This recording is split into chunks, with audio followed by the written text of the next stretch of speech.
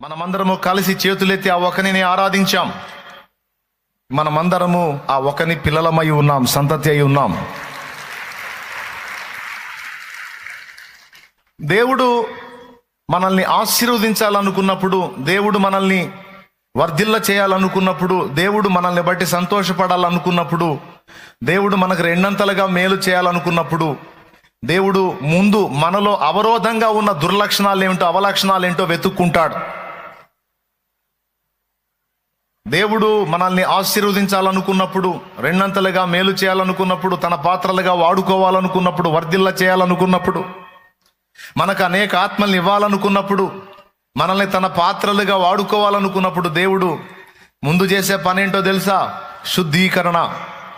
ఆయన పరిశుద్ధపరచుకుంటాడు, పవిత్రపరచుకుంటాడు. మీరైనా అంతే. ఏ పాత్రనైనా మీరు వాడుకోవాలి అనుకుంటే ముందు దాన్ని నీళ్ల యొద్దకు తీసుకెళ్ళి కడుక్కుంటారు. ఫస్ట్ కడగడానికి ముందు దాన్ని అది ఎలా ఉందో చూస్తారు.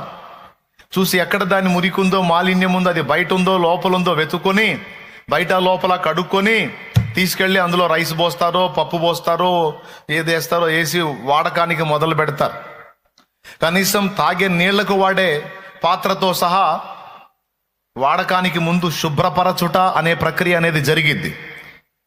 అలాగే దేవుడిని దగ్గరకు వచ్చి మనం, దేవా నన్ను దీవించు, దేవా నన్ను ఆశీర్వదించు, దేవా నాకు రెండంతల మేలు చెయ్యి, దేవా నేను ఈ విధంగా ఉన్నాను, దేవా నేను ఆ విధంగా ఉన్నాను, దేవా నేను ఈ శ్రమలో. ఓకే, తప్పులేదు, నువ్వు దేవుణ్ణి అడగాలి.